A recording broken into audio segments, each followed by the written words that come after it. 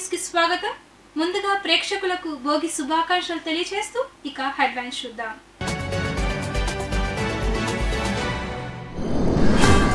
CM YS Jagan నివాసంలో ఘనంగా సంక్రాంతి సంబరాలు. హాజరైన ముఖ్యమంత్రి వైఎస్ జగన్మోహన్ రెడ్డి దంపతులు.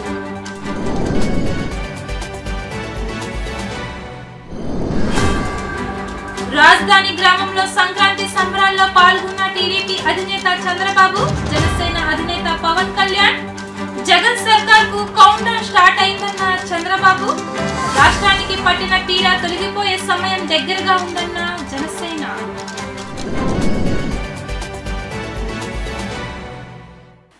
ముత్యాల ముగ్గులు మన సంస్కృతి సాంప్రదాయాలు ప్రతిబింబించేలా ముఖ్యమంత్రి వైఎస్ జగన్మోహన్ రెడ్డి ఇంట సంక్రాంతి సంబరాలు ఘనంగా ప్రారంభం అయ్యాయి. రైతులు పల్లె ప్రజలతో కలిసి ఏటా సంక్రాంతి వేడుకలు నిర్వహించుకోవడం సీఎం వైఎస్ జగన్ కు ఆనవాయితీగా వస్తుంది. ఈ ఏడాది కూడా సంక్రాంతి సంబరాలు ఘనంగా నిర్వహిస్తున్నారు. తురత సీఎం వైఎస్ జగన్, భారతమ్మ దంపతులు సాంప్రదాయ దుస్తుల్లో భోగి మంటలు వేయడంతో పండుగ సంబరాలు మొదలయ్యాయి. అనంతరం బసవన్నలకు సారను సమర్పించారు. అనంతరం గోపూజ కార్యక్రమంలో వారు ఇరువురు పాల్గొన్నారు. ప్రముఖ శాస్త్రీయ నృత్య కళాకారుల ప్రదర్శనలు కూడా ఏర్పాటు చేశారు. ప్రభుత్వ విప్ చంద్రగిరి ఎమ్మెల్యే చెవిరెడ్డి భాస్కర్ రెడ్డి పర్యవేక్షణలో ఈ సంబరాలు నిర్వహిస్తున్నారు.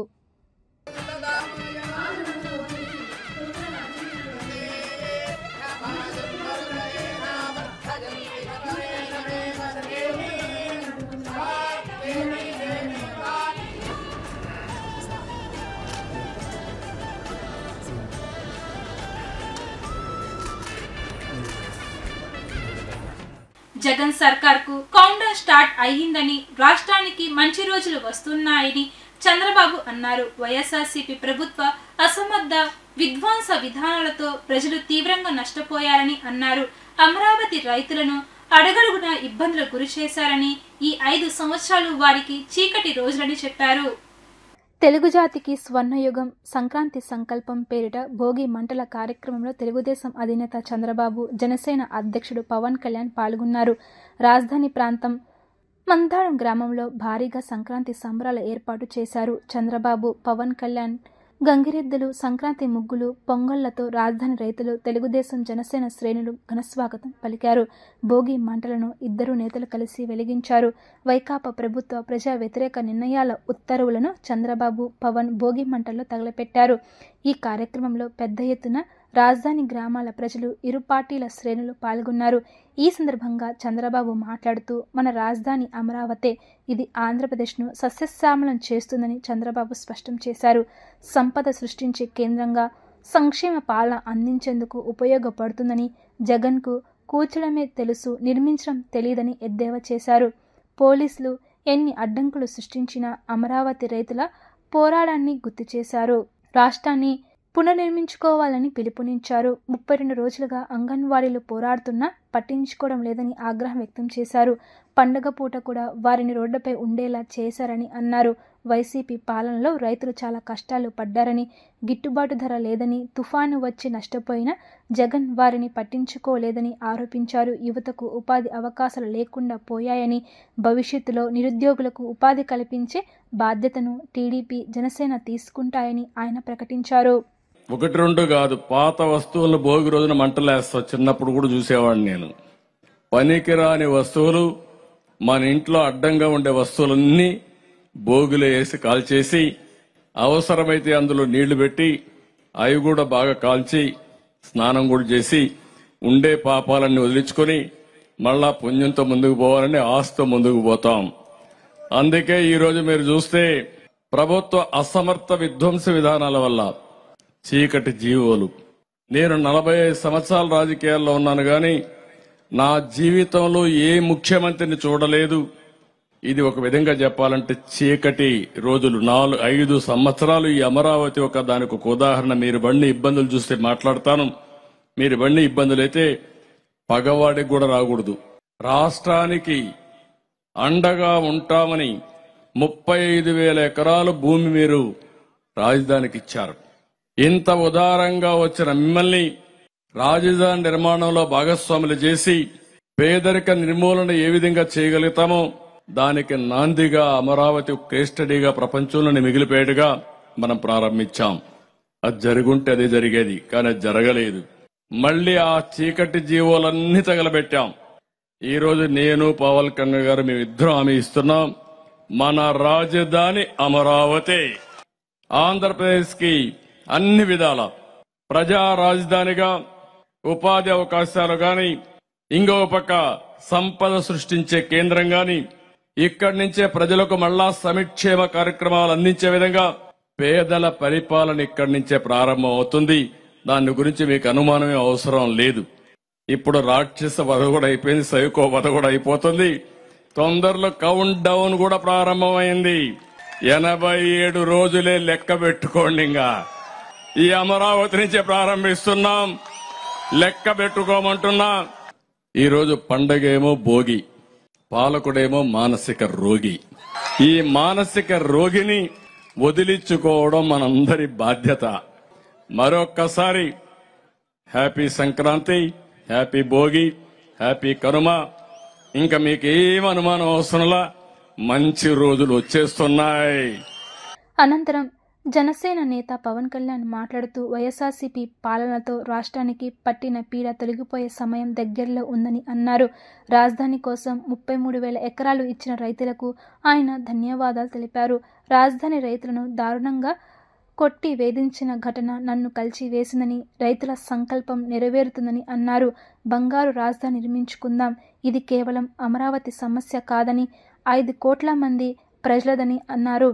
రైతుల కష్టం రేపు శ్రీకాకుళం, పులివెందుల్లోనూ వస్తుందని అన్నారు. భవన నిర్మాణ కార్మికులు, నిరుద్యోగులను జగన్ మోసం చేశారని ఆయన నిప్పులు చెరిగారు. ఇక్కడికి వచ్చిన రైతు కుటుంబాలకి, రైతులకి, ప్రతి ఒక్కరికి మనస్ఫూర్తిగా మీ అందరికీ నిజమైన సంక్రాంతి శుభాకాంక్షలు. 4 సంవత్సరాలుగా ఈ రాష్ట్రానికి పీడపట్టింది. ఆ కీడుని, ఆ పీడని ఈ రోజున భోగి మంటల్లో కాల్చేశాం. ఈ రోజు నాకు మీ కష్టాలు తెలుసు. ఆ రోజున మన పార్టీ ఆఫీసుకు కూడా మీరు వచ్చి మీ మీద దాడి జరిగి మిమ్మల్ని లాఠీలతో కొట్టి రైతాంగాన్ని చాలా చాలా బాధ గురిచేసి నాకు కలిచివేస్తుంది. ఈ రోజున తెలుగుదేశం గాని జనసేన 2 కలిసి ఉన్నాయంటే మీ అందరి ఆవేదన, ఏడుపు ఆ రోజు నన్ను కలిచేసింది. మీకు ఏ ఉద్దేశంగా కోసం అయితే ఇచ్చారో ఆ ఉద్దేశం సంపూర్ణంగా నెరవేర్చేలాగా మేము కృషి చేస్తాం. బంగారు రాజధాని నిర్మించుకుందాం. ఇక్కడ ప్రతిసారి మీరు జై అమరావతి అన్నప్పుడల్లా ఒకటి గుర్తుపెట్టుకుని, మీరు ఆంధ్ర కోసం, మీరు 5 కోట్ల మంది ప్రజల కోసం మీరు ఈ రోజున రాజధాని ఇచ్చారు. జై అమరావతితో పాటు జై ఆంధ్ర నినాదాన్ని కూడా మీరు తీసుకెళ్లాల్సింది. ఎందుకంటే మీరు అన్నప్పుడల్లా మీరు ప్రజలకు తెలుస్తూ ఉంటుంది మీరు చేసిన త్యాగాలు. కేవలం జై అమరావతి, జై అమరావతి అంటే ప్రజలకి 5 కోట్ల మంది ప్రజలకి అర్థం కావట్లా. కేవలం అది అమరావతి సమస్య అనుకుంటారు. ఇది అమరావతి సమస్య కాదు, 5 కోట్ల మంది ప్రజల సమస్య.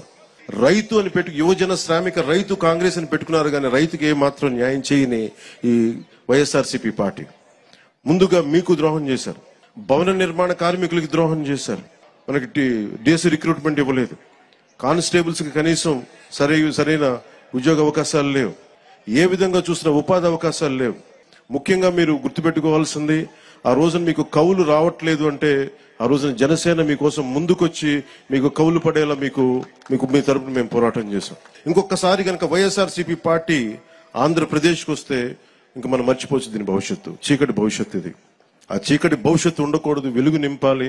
అందుకని ఈ భోగి రోజున మనం జనసేన తెలుగుదేశంతో కలిసి ఒక సుస్థిరమైన ప్రభుత్వం స్థాపించాలి, మీకు బంగారు భవిష్యత్తు ఇవ్వాలని మనస్ఫూర్తిగా నేను మీ అందరికీ తెలియజేసుకుంటా ఉన్నాను.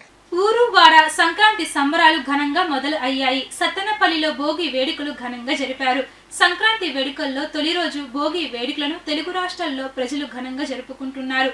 పట్టణ పల్లె ప్రాంతాల్లో సంక్రాంతి శోభతో ఉట్టిపడుతున్నాయి. ప్రజలు వేకువజామున లేచి భోగి మంటలు వేశారు.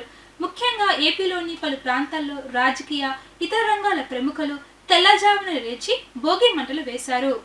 గుంటూరు జిల్లా సత్తెనపల్లిలో భోగి వేడుకల్లో మంత్రి అంబటి రాంబాబు పాల్గొన్నారు. డాన్సులు వేసి సందడి చేశారు. ఈ వేడుకలకు భారీ సంఖ్యలో సత్తెనపల్లి నియోజకవర్గ ప్రజలు తరలివచ్చారు. ఈ సందర్భంగా మంత్రి అంబటి రాంబాబు మాట్లాడుతూ సంక్రాంతి కోసం ప్రత్యేకంగా తన పేరుతో పాటలు రాయించానని తెలిపారు.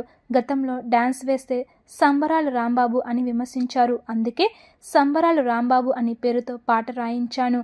సంక్రాంతి వస్తే నేను సంబరాల రాంబాబునే, సంక్రాంతి ముగిసిన తరువాత అసలైన రాజకీయ నాయకుడిని టీడీపీ, జనసేన అనైతికంగా పొత్తును కుదుర్చుకున్నాయి. ప్రజలు ఆ రెండు పార్టీలను భోగిమంటల్లో వేసి తగలబెడతారు అంటూ అంబటి వ్యాఖ్యానించారు.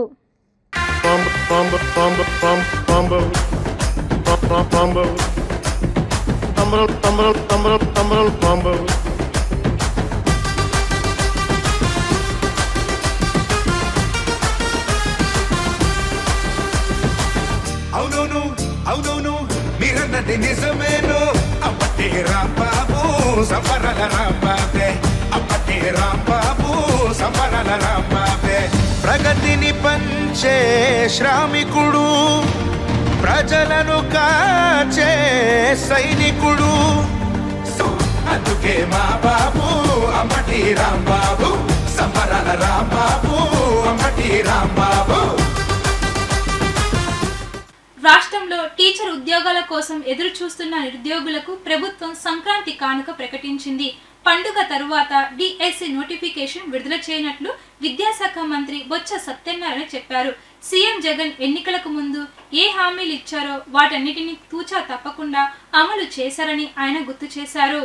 విశాఖ ఎయిర్పోర్ట్లో ఆయన మీడియాతో మాట్లాడుతూ ఉద్యోగాల భర్తీ, విధి విధానాలను త్వరలో ప్రకటిస్తామన్నారు. ప్రజా సంకల్ప యాత్రలో ప్రజల సమస్యలను అతి దగ్గరగా చూసి వాటిని 100% అమలు చేసి దేశంలో ఏ రాష్ట్రంలో లేని విధంగా CM YS Jaganmohan Reddy record సృష్టించారన్నారు. మహానేత వైఎస్ఆర్ హయాంలో ఏపీ అభివృద్ధి బాటపడితే ఇప్పుడు ఆయన తనయుడు జగన్ హయాంలో అంతకు రెట్టింపు అభివృద్ధి సంక్షేమం ఏపీలో జరిగిందన్నారు. డిజిటల్ సెలక్షన్ కమిటీ జరపాలి, ఎంతమంది జరపాలి సమావేశం జరిగింది. ముఖ్యంగా డిఎస్సి సంబంధించి దాని మీద కూలంకషంగా చర్చమని చెప్పారు. పండగ సందర్భంగా ఎవరైతే డిఎస్సి కావాలని నిరీక్షిస్తున్నారో వాళ్ళందరికీ కూడా మరి పండగ అయినట్టునే దాని మీద ఒక మంచి వార్తని రాబోతున్న విషయాన్ని మీ ద్వారా తెలియజేస్తాం. చంద్రబాబుపై పెట్టిన అక్రమ కేసులు ఎత్తివేయాలంటూ టీడీపీ శ్రేణులు పెద్ద ఎత్తున విజయవాడ సిఐడి కార్యాలయం వద్దకు చేరుకోవడంతో ఉద్రిక్తత నెలకొంది. ఇన్నర్ రింగ్ రోడ్ మద్యం ఉచిత ఇసుక కేసుల్లో చంద్రబాబుకు హైకోర్టు ముందస్తు బెయిల్ మంజూరు చేయడంతో పూచీకత్తు ఇచ్చేందుకు చంద్రబాబు సిఐడి కార్యాలయానికి వచ్చారు. ఈ నేపథ్యంలో తెలుగుదేశం శ్రేణులు పెద్ద సంఖ్యలో సిఐడి కార్యాలయం వద్దకు చేరుకున్నారు. తెలుగుదేశం అధినేత చంద్రబాబు విజయవాడ శివారు తాడిగడపలోని సిఐడి కార్యాలయానికి వచ్చారు. ఇన్నర్ రింగ్ రోడ్ మద్యం ఉచిత ఇసుక కేసులో ఇప్పటికే హైకోర్టు ముందస్తు బెయిల్ మంజూరు చేసింది. కోర్టు ఆదేశాల మేరకు సంబంధిత దర్యాప్తు అధికారులకు పూచీకత్తుతో పాటు ₹1,00,000 విలువ గల బాండ్ను చంద్రబాబు అందజేశారు. ఇన్నర్ రింగ్ రోడ్ కేసులో కుంచనపల్లి సిఐడి కార్యాలయంలో, మద్యం కేసులో గుంటూరు సిఐడి రీజనల్ కార్యాలయంలో చంద్రబాబు పూచీకత్తు సమర్పించారు. ముందుగా విజయవాడలోని సిఐడి కార్యాలయానికి చంద్రబాబు వచ్చిన సమయంలో అక్కడ కాసేపు ఉద్రిక్తత చోటు చేసుకుంది. చంద్రబాబు వచ్చారన్న సమాచారంతో పెనమలూరు నియోజకవర్గానికి చెందిన పార్టీ శ్రేణులు తాడిగడప సిఐడి కార్యాలయానికి పెద్ద ఎత్తున చేరుకున్నారు. పార్టీ అధినేత చంద్రబాబు కనిపించకుండా పోలీసులు బారికేడ్లు అడ్డం పెట్టారు. దీంతో తెలుగుదేశం శ్రేణులు పోలీసులతో వాగ్వాదానికి దిగారు. తమ నేతను కలిసేందుకు అనుమతించాలని కోరారు. చంద్రబాబును కలిసేందుకు పోలీసులు అనుమతించకపోవడంతో ఒకానొక సమయంలో బారిగేట్లు తోసుకుంటూ కార్యాలయం వరకు చొచ్చుకెళ్లారు. నియోజకవర్గ ఇన్ఛార్జ్ బోడే ప్రసాద్ చంద్రబాబును కలిసి మాట్లాడారు. చంద్రబాబుపై పెట్టిన అక్రమ కేసులు ఎత్తివేయాలంటూ తెలుగుదేశం శ్రేణులు నినాదాలు చేశారు. ఇదిలా ఉంటే హైకోర్టు ఆదేశాలతో సిఐడి దర్యాప్తు అధికారులకు పూచీకత్తు సమర్పించేందుకు టీడీపీ అధినేత చంద్రబాబు శనివారం మధ్యాహ్నం హైదరాబాద్ నుంచి ప్రత్యేక హెలికాప్టర్లో విజయవాడ గన్నవరం విమానాశ్రయానికి చేరుకున్నారు. గన్నవరం ఎయిర్పోర్ట్ వద్ద పార్టీ నేతలు యార్లగడ్డ వెంకట్రావు, వెనిగండ్ల రాము, బోడే ప్రసాద్ తదితర నేతలతో పాటు కార్యకర్తలు, అభిమానులు స్వాగతం పలికారు. తెలుగుదేశం జాతీయ అధ్యక్షుడు మాజీ ముఖ్యమంత్రి నారా చంద్రబాబు నాయుడుతో జనసేన అధినేత పవన్ కళ్యాణ్ భేటీ అయ్యారు. ఉండవల్లిలోని చంద్రబాబు నివాసానికి పవన్ వచ్చారు. సంక్రాంతి సందర్భంగా పవన్ ను భోజనానికి చంద్రబాబు ఆహ్వానించారు. ఈ సమావేశంలో నారా లోకేష్ తో పాటు నాదెండ్ల మనోహర్, ఇరు పార్టీలకు చెందిన కీలక నేతలు కూడా పాల్గొన్నారు. తెలుగుదేశం జనసేన సీట్లు సర్దుబాటు, ఉమ్మడి మేనిఫెస్టో రూపకల్పన తదితర అంశాలపై ఓ స్పష్టతకు వచ్చినట్లు తెలుస్తుంది. ఈ సమావేశంలో బీజేపీతో పొత్తు, జనసేన టీడీపీ సీట్లు సర్దుబాటు, ఇతర పార్టీల నుంచి వస్తున్న వలసలపై చర్చించారు. అయితే ఇతర పార్టీల నుంచి వచ్చే వారిని అన్ని విధాలుగా పరిశీలించిన తరువాతే పార్టీలోకి ఆహ్వానించాలని బాబు, పవన్ నిర్ణయం తీసుకున్నారు. 4.5 ఏళ్లుగా ప్రజల్లో వ్యతిరేకత, అవకాశవాదం కోసం వచ్చే నాయకులను ఎట్టి పరిస్థితుల్లోనూ పార్టీలోకి తీసుకోవద్దని నిర్ణయం తీసుకున్నారు. కూటమి తొలి జాబితా సిద్ధం చేసిన అనంతరం ఉమ్మడిగా కలిసి జాబితాను విడుదల చేయాలని బాబు, పవన్ నిర్ణయం తీసుకున్నారు. వార్తలు ముగించే ముందు హెడ్లైన్స్ మరోసారి.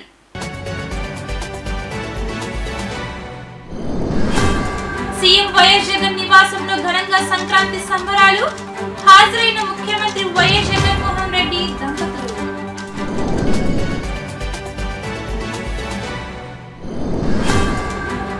రాజధాని గ్రామంలో సంక్రాంతి సంబరాల్లో పాల్గొన్న టీడీపీ అధినేత చంద్రబాబు, జనసేన అధినేత పవన్ కళ్యాణ్. జగన్ సర్కార్ కు కౌంట్ డౌన్ స్టార్ట్ అయిందన్న చంద్రబాబు, రాష్ట్రానికి పట్టిన పీడ తొలగిపోయే సమయం దగ్గరగా ఉందన్న జనసేన.